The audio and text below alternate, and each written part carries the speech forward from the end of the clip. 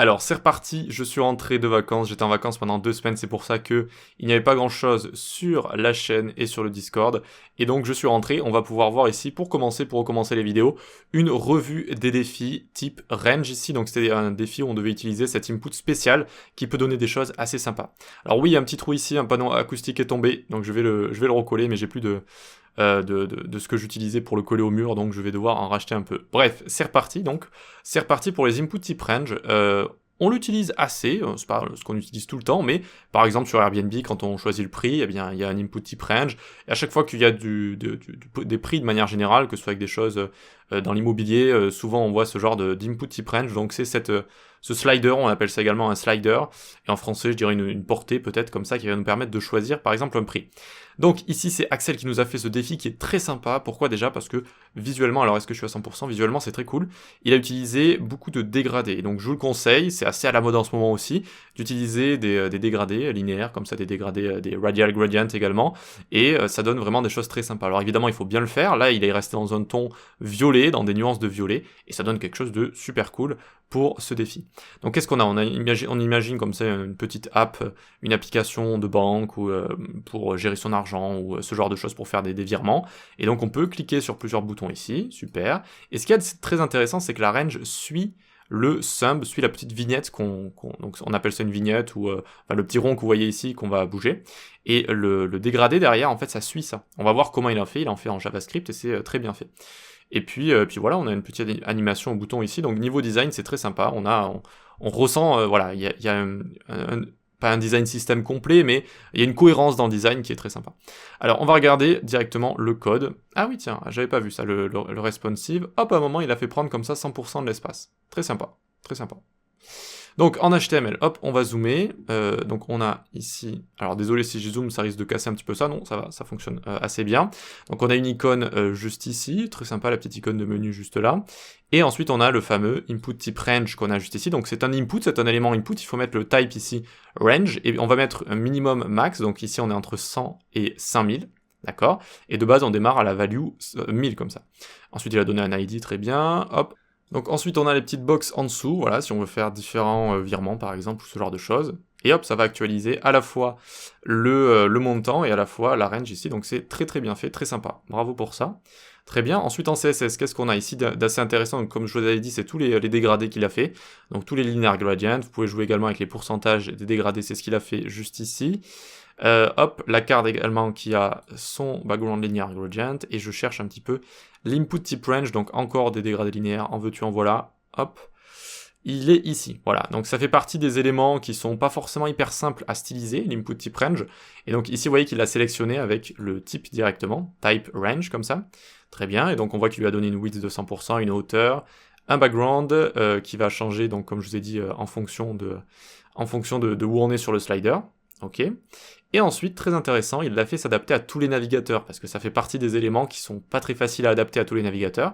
Donc vous voyez qu'il a mis ici Chrome et Safari, et donc il a utilisé WebKit Slider Sum ici, et donc notamment ça c'est pour gérer l'apparence de notre rond, comme ça. Il lui a mis un box shadow qui est très sympa, je trouve, le rond avec une petite ombre, toujours dans les mêmes couleurs, comme ça. Je trouve ça très cool, et donc pareil pour Firefox, vous voyez qu'il a fait ça ici. Voilà, donc très sympa. Et puis ensuite on a les box, je pense, voilà, les box actives, etc., etc. Le bouton avec la petite animation. Il a fait un after qui passe derrière comme ça, et donc ça nous donne un effet assez cool, assez sympa. Allez, très bien pour ça. Maintenant regardons le fameux JavaScript. Alors il a pris l'input type range, il a pris le label qui est donc, alors juste, j'ai peur que ça tombe. Non, c'est bon, ok. C'est déjà tombé une fois, c'est pour ça. Donc il a pris ici le label ici qui va afficher le prix à chaque fois. Et box price également. Alors box price ou label, voyons voir ce qu'il y a ici. On a la carte ici, on a range, alors on a price, et query selector all, toutes les box, d'accord, toutes les box prices, oui, bien sûr. Toutes les box qu'il a sélectionnées juste ici. Je rentre de vacances, ne m'en voulez pas. Donc ensuite ici on a une fonction update range, donc elle est bien appelée, hein, elle a un bon nom vu que ça va nous servir à chaque fois. Lorsqu'on va update ici notre range. Et donc on a d'abord le pourcentage jusqu'ici, et là après on a un background qui change à chaque fois. Mais qu'est-ce que c'est que ça? Eh bien si on a émis un fond de base à toute notre portée, notre input range, eh bien tout le temps il y aurait finalement un fond, tout le temps, et ce serait pas adapté à la position du curseur comme ça, ce serait pas adapté. Et donc lui en fait il va jouer avec les pourcentages ici dans notre linear gradient pour adapter ça directement à l'input range. Ce qui est très malin, très sympa, très bien fait. Franchement, bravo pour ça, c'est super. Donc ensuite, on a le range à event listener input. Input qui fonctionne avec des inputs comme on connaît, par exemple, type texte, etc. Dès qu'on rentre du texte, dès qu'on touche à un input, ben là c'est pareil, dès que j'y touche, en fait, ça va trigger cet événement, et donc ça va changer à chaque fois tout ça. Voilà, très bien. Ensuite, on a les box. Donc j'imagine qu'il a mis voilà, un for each, un event listener sur les box dès qu'on clique dessus, et ça va update comme ça tout ce qu'il faut update. Voilà, donc bravo à Axel, c'est vraiment super, autant au niveau du design que des interactions, et au niveau surtout de ce qui était demandé, c'est-à-dire l'input range comme ça qui est très très sympa, super. Ensuite, on passe à la suite. Baptiste nous a fait un truc super également. Donc, je suis très content de vous, c'est super. Vous avez fait vraiment un truc cool. Là, pareil, il y a quelque chose qui en ressort. Vous voyez, un design global qui ressort avec cette couleur verte qui va bien, avec ces petites icônes. Alors, désolé si vous entendez mon ventre qui grogne, je mange juste après. Avec ces tooltips également, ces polices d'écriture et tout. Voilà, je trouve que c'est très bien fait. On pourrait imaginer une application un petit peu plus grande. Donc là, c'est pour calculer le... Comment on dit ça en français ? Calculer l'IMC, indice de masse corporelle, et en anglais c'est BMI, j'arrive plus à le traduire, bref, c'est pour calculer l'IMC comme ça. Et donc, on va se déplacer, donc moi par exemple je fais 80 kg et 1m85, donc hop, je viens ici, tac, et je calcule, et j'ai normal weight, donc très bien, je suis en bonne santé, super. Et donc voilà, c'est très bien fait au niveau du design, et au niveau des fonctionnalités, c'est aussi super. Regardez, ça suit comme ça le slider, donc ça c'est normal, mais la tooltip va suivre le slider et s'actualiser comme ça à chaque fois, qui est plutôt cool. Et il a également placé une sorte d'échelle en dessous, qui va parfaitement s'adapter. Regardez, si je vais tout à gauche ici, je suis à 50 kg et je suis pile au milieu, donc bravo pour ça, c'est très précis. Il a été très consciencieux sur ça, rigoureux. Et là, vous voyez, hop, je suis à 100, ça s'adapte parfaitement. Donc on va voir comment il a fait tout ça. Donc, je zoome un coup, hop, hop. Et on commence ici, donc on a une div input, on a notre range qui est juste ici, on a le SVG qui correspond à kg kilo ici, et l'autre qui correspond juste là. J'ai un span pour faire le weight bubble qu'on a juste ici, donc en fait c'est notre tooltip, il appelait ça bubble, très bien, qui est au-dessus comme ça et qui va suivre notre slider. Et ensuite ici j'ai plein de petits spans, tiens, qu'est-ce que c'est que ça ? Eh bien ça va être tout simplement les petits traits ici qui vont correspondre à notre poids en fait, c'est l'échelle qu'on va avoir, d'ailleurs il a appelé ça scale, donc c'est weight scale, c'est parfait, très bien. Et il a fait la même chose en dessous pour les centimètres. Ok pour ça, très bien, ensuite on va en dessous, il a utilisé un gros background image linear gradient qui vient à mon avis de CSS Magic ou quelque chose comme ça, et qui donne un effet sympa, derrière il y avait une sorte de fond assez cool. Je vous les mettrai en description, sinon vous pouvez aller sur le Discord, mais il faut remonter un petit peu dans la partie des défis si vous voulez les voir, donc je vous les mettrai en description si j'oublie pas. Donc très bien, très bien. Ensuite on a les SVG qui sont placés ici, en position absolute, très bien. Est-ce que j'ai les spans ici ? Non, pas encore. Bubble qui est avec un clip pass polygon, tiens, ouais, pour faire cette petite forme qu'on a juste ici. La font de femme Big Shoulders Display, grosses épaules, à chaque fois ils trouvent des noms, je vous jure. Bref, ensuite on a du after pseudo-élément pour faire les centimètres kilos ici, très bien aussi, très sympa. Input type range, donc il est venu créer les ranges qu'on a juste ici avec ça. Ok. Très bien, très bien. Et là, il nous a écrit, même si les propriétés sont les mêmes, il faut bien séparer les déclarations pour Mozilla et pour Chrome, sinon il y a des bugs. Et oui, et oui, et oui. Et donc là, c'est ce qu'il nous a fait juste ici. Il nous a stylisé notre petit curseur qui est juste ici. Et ça donne un effet super cool avec cette forme rectangulaire comme ça. Alors, on a le range track ici, donc on a une hauteur. Alors ça, oui, ça c'est le range track, donc c'est le vert qu'on a juste ici. Regardez, si je mets red, normalement, ça va... Alors là, c'est pour Moz que j'ai changé. Hop, donc à mon avis, c'est plus sur du WebKit qu'on verra une différence. Vous voyez que là, j'ai mis rouge, et c'est passé en rouge comme ça, donc ça va lui servir comme ça à changer l'input type range, donc c'est très bien comme ça. Allez, je fais un petit CTRL Z, voilà. Et ensuite, donc on a le sum, voilà, je vais chercher, on a le sum qui est juste ici, le sum qui va être le côté rectangulaire, vous voyez, avec une hauteur de 50 par 20, et avec petit box shadow, etc., qui va bien, très bien. Et donc, ce qui est intéressant, c'est l'échelle ici. Je me suis dit, tiens, comment il a fait pour faire exactement au kilo près, à chaque fois, c'est bien fait. Eh bien, c'est plein de petits spans, comme on a vu juste au-dessus, les petits spans ici. Et ensuite, tout simplement, il a fait un display flex, justify content space between, je mets de l'espace entre les éléments. Et j'inspecte ici pour vous montrer visuellement ce qui se passe. Alors, hop, hop, tac, tic, tac. Donc là, on voit en fait que ça fait 600 par 30. Et si on va en dessous, on voit également que ça fait 600 par 10, donc ça fait la même largeur. Et ensuite, il est venu pour tous les petits spans ici, notamment le premier, il est venu le pousser un peu, avec un tout petit peu de marge. et je pense que la marge il a poussé en fait d'un nombre, d'une valeur qui est la moitié du curseur ici, ce qui fait que ça le place parfaitement, et à partir de là, tout est parfait.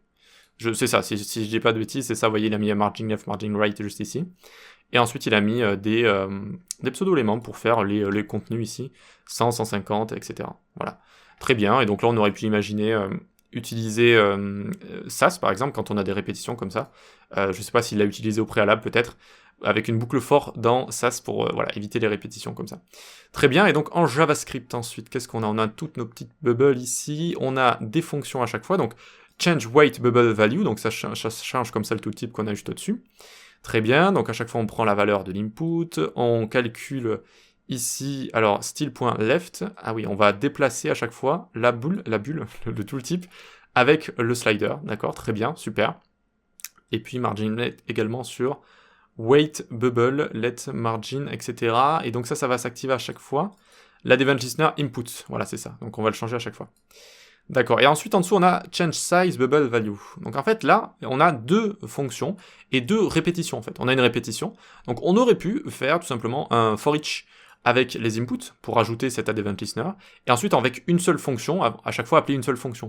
Cette fonction elle aurait été appelée avec des paramètres pour différencier à chaque fois, pour savoir sur quel slider je me trouve, le slider des kilos ou le slider des centimètres. Voilà, ça aurait évité cette répétition parce que si on regarde, regardez, là on a linear text qui est changé, on a linear text qui est changé, on a style left qui est changé, on a style left qui est changé, on a margin calc et size bubble, white bubble, bref, c'est en fait les mêmes calculs, les mêmes choses qu'on va répéter. Donc autant y mettre des paramètres et éviter une répétition. Parce que imaginons si on avait eu 10 sliders type range ou 100, eh bien il faut éviter de répéter ça 100 fois. Mais sinon la fonction en elle-même est très bien, hein. Tout ça c'est très bien, il suffit juste de faire un petit for each et puis basta. Très bien, très bien. Ah oui, tiens, qu'est-ce que c'est que ça? If results. Ah oui, d'accord, donc c'est une suite de conditions, voilà, très bien. On aurait pu utiliser un switch aussi, mais les conditions, c'est très bien. Très bien comme ça, et donc à chaque fois, en fait, ça va me dire si je suis obèse, normal, etc., etc. D'accord, très bien. Mais bravo à Baptiste, franchement, super défi, j'ai adoré. Voilà, autant visuellement qu'au niveau des fonctionnalités de la technique, c'est super. Voilà, super. Donc on va ensuite finir avec Nathan Jourdain, qui nous a fait un défi très sympa, parce que moi j'adore, je suis très friand, vous savez, de ce genre de petits outils qu'on a en ligne pour le CSS, pour le JavaScript, pour les regex, pour tout ça. Et donc regardez, ici, si je tape Fancy Border Radius, je vous l'avais déjà montré, mais peut-être que vous allez découvrir, eh bien voilà, ça permet de changer comme ça les border radius, et finalement, eh bien hop, on fait plus ou moins la même chose juste ici, d'accord? Donc bravo à Nathan, très sympa d'avoir fait ça, limite, bah, mets-le en ligne, hein, concurrence cet outil, même si cet outil est quand même très sympa, voilà, il est très sympa, mais tu peux le concurrencer si tu veux, on peut même cliquer sur Full Control ici pour avoir tous les rayons juste là, voilà. Bref, je suis friand de ce genre de petites choses, et il a fait plus ou moins la même chose en utilisant des input type range, en fait. Tout simplement, ici, hop, on va bouger les éléments, on va bouger, tac, tac, tac. Donc normalement, je peux créer un œuf. Si je fais ça, ça et ça, voilà, hop, on a notre œuf juste ici, c'est parfait. Et je peux copier CSS après, donc imaginons, hop, voyons voir si ça a fonctionné, CTRL-V. Oui, ça a fonctionné, ça m'a donné les valeurs juste ici. Donc vraiment, bravo, c'est très sympa déjà au niveau de l'outil de manière générale. Ensuite, donc ici, il a utilisé des inputs type range. Donc tac tac tac, hop, à chaque fois pour gérer les valeurs de border radius. Un fond, j'imagine, de Magic CSS Gradient, ici également pour le body, c'est très bien. Et puis alors dans le CSS, après il est venu placer tous les éléments, j'imagine. Responsive Flex Direction Column, voyons voir. Alors à 100%, oui, ok, ensuite on passe comme ça, c'est très bien. C'est très bien comme ça. Alors à mon avis c'est bizarre, parce qu'on passe d'un 9 ici à un rond juste ici.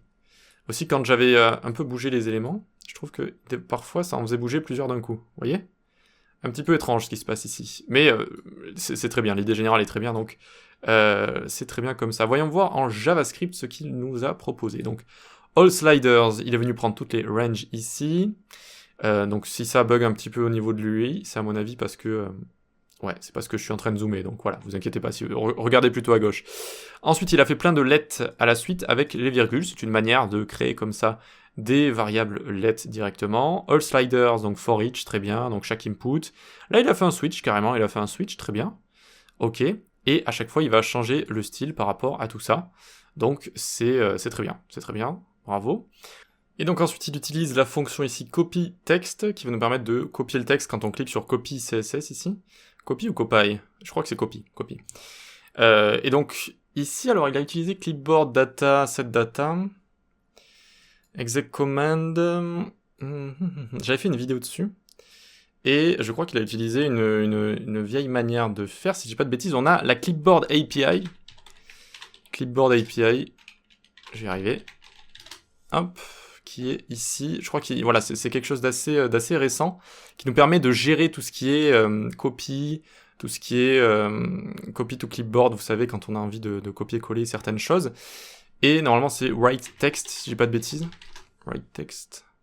Clipboard.writeText juste là. Et donc regardez, on a juste à faire navigator.clipboard.writeText, le texte qu'on a envie de write, et c'est fait normalement. Normalement, ça se fait directement. Voilà, donc peut-être qu'on peut améliorer tout ça. Voilà, mais bravo à Nathan, franchement super ce que tu as fait juste ici. Tu as carrément refait comme ça un outil qui est très utilisé. Et voilà, bravo. Bravo à vous trois et aux autres également. Il y en avait quelques autres, mais la vidéo elle est déjà assez longue comme ça. Vous passerez dans la prochaine revue. Eh bien, venez sur le Discord si vous voulez participer à ces défis. On partage le code avec CodePen ou avec GitHub ou quoi que ce soit. Tout le monde peut participer. Hein. C'est vraiment, vous avez juste à poster comme ça votre création. Vous pouvez également regarder les créations des autres pour voir ce qu'ils ont fait, les méthodes qu'ils ont utilisées, les propriétés, les façons de faire, etc., etc. Il y a également mes cours sur l'école du web et les plateformes d'e-learning. Et vous pouvez également rejoindre la newsletter en description. Allez, on se dit à la prochaine.